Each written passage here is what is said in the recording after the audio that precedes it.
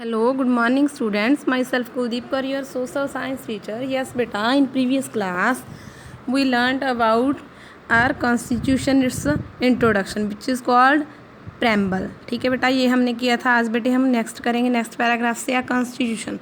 ये बेटा इसकी डेफिनेशन है कि कॉन्स्टिट्यूशन क्या है. Set of regulation, set of rules है जो रिटर्न डॉक्यूमेंट है जिसमें गवर्नमेंट की पावर्स और फंक्शन जो लिखी हुई है. ठीक है बेटा, इसको अंडरलाइन कर लीजिए. ठीक है बेटा, तो क्या है बेटे, इसमें रूल्स एंड रेगुलेशंस है और बेटे powers and functions of government है. ठीक है, तो ये आपने करना है. नेक्स्ट बेटे, centuries of subjection, casteism, poverty and illiteracy weakened the Indian society.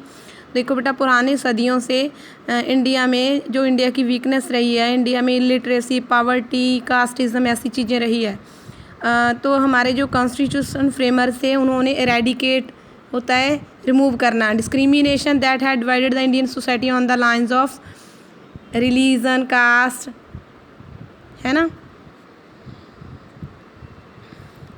And economic status by ensuring the upliftment of all specially of those who had been exploited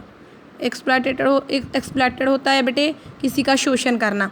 तो देखो, पुराने समय में से लेकर हमारे इंडियन सोसाइटी में क्या हुआ था बेटा, तो ये सभी चीज़ें जैसे कास्टिज्म हो गई और इसके रिलीजन, इनके बेस के ऊपर हमारी इंडिया में डिस्क्रिमिनेशन होती थी. ठीक है, जो ऐसे उन लोगों का इकोनॉमिक स्टेटस था उसके ऊपर भी डिस्क्रिमिनेशन होती थी. तो अपलिफ्टमेंट थी जिसके जहाँ लोगों का जो ऐसे लोग होते थे जो कम, जिनकी आमदन वगैरह कम होती थी, या फिर जो डिप्राइव्ड सेक्शन के लोग थे उनका एक्सप्लॉयटेशन होता था, शोषण होता था. तो hence India is opted for secularism. Secularism होता है जहाँ किसी पर्टिकुलर एक धर्म को नहीं माना जाता, जहाँ पर्टिकुलर एक धर्म को नहीं माना जाता, सभी धर्मों की रिस्पेक्ट होती है. Where everyone is free to follow the religion of one's choice. यहाँ पे लोगों को फ्रीडम है कि वो कोई किसी भी धर्म को अपना सकते हैं. Indian constitution aims establish a social order where identification of a person is not basis of religion that he she follow caste he she belong, but it is on the basis what he or she is or what he she has made himself into. तो यहाँ पे हमारे Indian constitution में क्या हुआ, हमारे Indian constitution में जिस सभी लोगों को किसी भी धर्म को अपनाने की फ्रीडम है, वो किसी भी धर्म में इन्वॉल्व हो सकते हैं. ओके बेटा, नेक्स्ट है बेटे डू यू नो में क्या लिखा हुआ है. डू यू नो में लिखा हुआ है on the 25 November 1949 doctor B R Ambedkar spoke in constitution assembly. जो कॉन्स्टिट्यूशन को बनाने के लिए जो कॉन्स्टिट्यूएंट असेंबली थी जिसके मेन जो चेयरमैन थे डॉक्टर बी आर अम्बेडकर थे, 25 नवंबर को, क्योंकि 26 नवंबर को हमारा संविधान बन के तैयार हो गया था, 25 नवंबर को उन्होंने ये क्या बोला, in India there are castes. यहाँ पे बहुत कास्ट्स है. The castes are anti national, जो कि एक राष्ट्र के एंटी है, विरुद्ध है एक राष्ट्र के. क्यों? क्योंकि लोगों में फिर एकता नहीं रहती. In the first place because they bring about separation in social life. They are anti national also because they generate jealousy and antipathy between caste and caste. तो यहाँ पे फिर जो लोग थे कास्टिज्म में बांटे हुए, तो एक कास्ट दूसरी कास्ट से जेलसी करती थी. तो but we must overcome all these difficulties if we wish to become a nation in reality. तो उन्होंने बोला कि अगर हम इन चीज़ों को, इन डिफ़िकल्टीज़ को ओवरकम करें, ख़त्म करें, तो हम अपने इंडिया को, रियल इंडिया को अच्छा बना सकते हैं. ठीक है बेटा, इन क्लास 6 जैसे कि हमने 6th क्लास में we had read the democracy everyone in equal.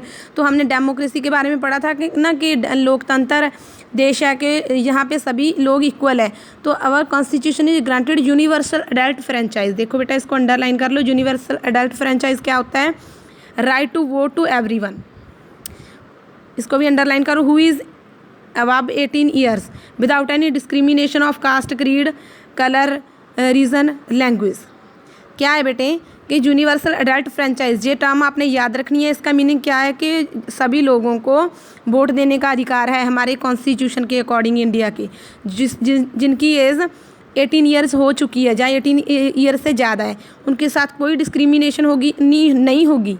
उनके साथ कोई डिस्क्रिमिनेशन नहीं होगी, विदाउट एनी डिस्क्रिमिनेशन।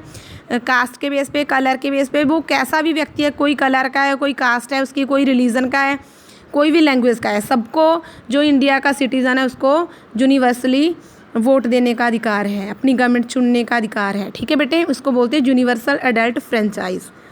नेक्स्ट है बेटा one man one vote. One man one vote means एक व्यक्ति एक ही वोट देगा। ठीक है, crazy step to constitution framer, जो कॉन्स्टिट्यूशन के फ्रेमर से डॉक्टर अम्बेडकर जैसे लोग, तो उन्होंने most Indian were illiterate and poor at that time, उस टाइम पे लोग इलिटरेट भी थे, पुअर भी थे, पर किसी के साथ कोई डिस्क्रिमिनेशन नहीं होती थी।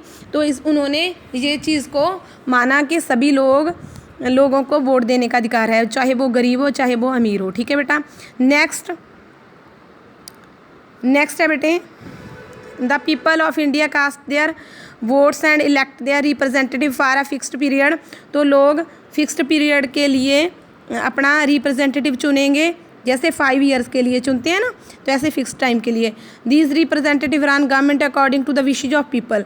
तो ये लोग गवर्नमेंट को लोगों की विशेज़ के अकॉर्डिंग, उनकी इच्छाओं के अकॉर्डिंग चलाएंगे। If the elected representative to do not so people do not vote them in the next election. अगर वो ऐसा नहीं करता, रिप्रेजेंटेटिव उनका लोगों के अकॉर्डिंग नहीं काम करता, तो लोग उनको नेक्स्ट इलेक्शन में वोट नहीं देंगे। People also keep a close watch on activities of their representative to guard their rights as granted by the constitution. तो ऐसे लोग उनके ऊपर नज़र रखते थे कि उनकी एक्टिविटीज़ लोगों के लिए, उनके लोगों के राइट्स को गाइड कर रही है, गार्ड कर रही है, उनको सुरक्षित कर रही है या नहीं। ठीक है बेटा, तो नेक्स्ट बेटे हम कल करेंगे, आज के लिए इतना ही। नेक्स्ट बेटे हम नेक्स्ट पेज से कल करेंगे। ठीक है बेटे, आज तक आपने यहाँ तक की पढ़ना है। ओके बेटा, बाय।